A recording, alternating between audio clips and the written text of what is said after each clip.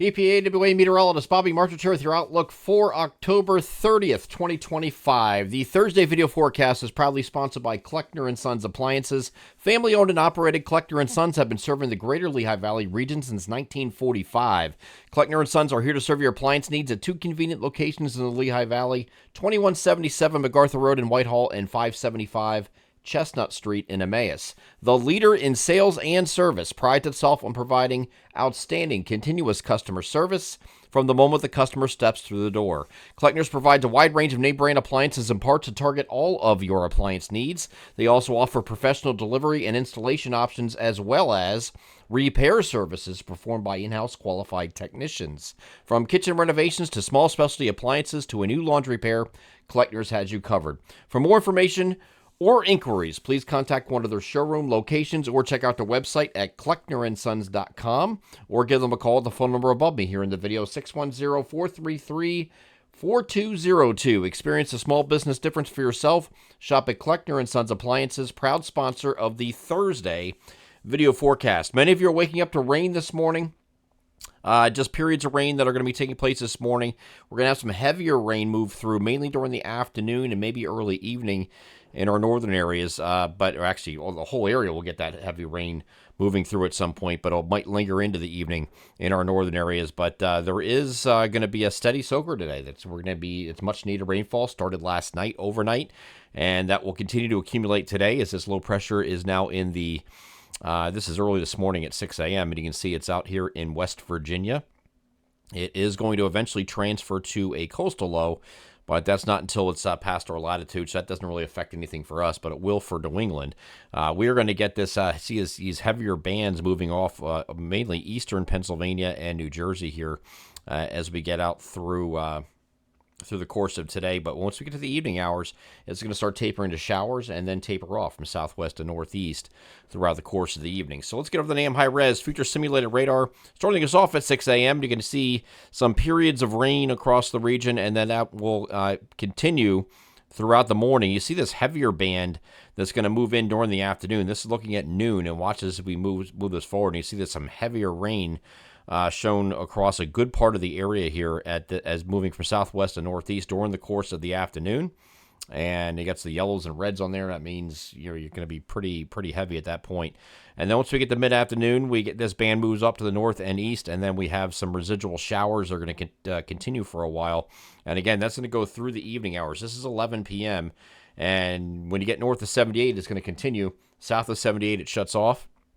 And then you get your showers working into the wee hours of the morning further north. But that does come to an end there, too, by about 2 o'clock in the morning. So we should be done with the rain then at that point. And the other part of this is going to be the breezy conditions that are going to accompany this today. Not overly windy today, but we'll have some breezy conditions moving through. A lot of this is this morning here. You see a lot of 15 to 25 mile per hour gusts with some locally higher 30 to 35 gusts during the day. That goes through about mid to late afternoon with that band as it moves north and east. This is going to be a little bit higher at the shore points where you get some 35 to 40 gusts today. But then after that point, we get to the evening, we get in a lull, and it's really not doing much in terms of wind overnight. However, we are going to have windy conditions come in on the next day, which is Friday, and you can see this in terms of a gust swath. You can see where the heavier winds are. And again, closer to the shore points will be a 40 to 50 area. The rest of us will be 30 to 40 plus in the for the much of the remainder of the region. And for that reason, we put together some maps today. The maps are, here's what we have for rainfall. Anywhere in the yellow is 1.5 to 2 inches of rain within that very large area, with localized amounts within that area up to 2.5 inches of rain. Again, this is much needed rainfall. We've been in a drought for a while. Drought monitor maps have been getting worse and worse every single week. And it's getting worse, so this is certainly going to put a big dent into that. It's not going to erase it, but it's going to put a big dent into it. We can certainly use it. Anywhere in Area B here is 1.25 to 1.75. Again, locally higher possible in any of those areas. And Area A is 3/4 of an inch to 1.25 inches. Okay, so most of our area is included here in the yellow, except our southeastern areas, which will be a little bit less. And the other aspect to this is the wind, and this is for Friday. We did this map just for Friday, since that is the concerning wind gusts. Again, it's going to be a little bit breezy today, 15 to 25, some gusts 30 to 35, maybe a little higher at the shore. But it's really Friday, and it's an area-wide threat for the wind. This area A we put on the map because the mapping that we use actually includes this area, but this is not our coverage area.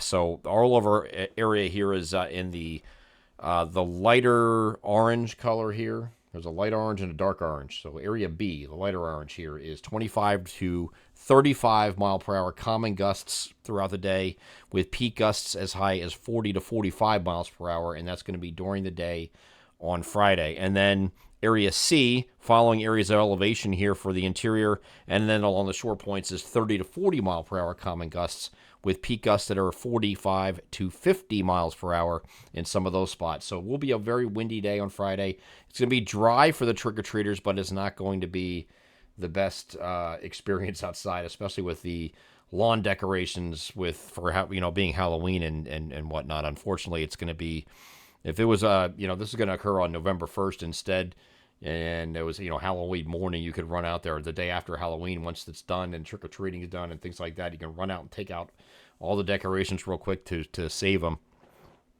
That would be better, but we're not going to have that opportunity. So you have those big blow up.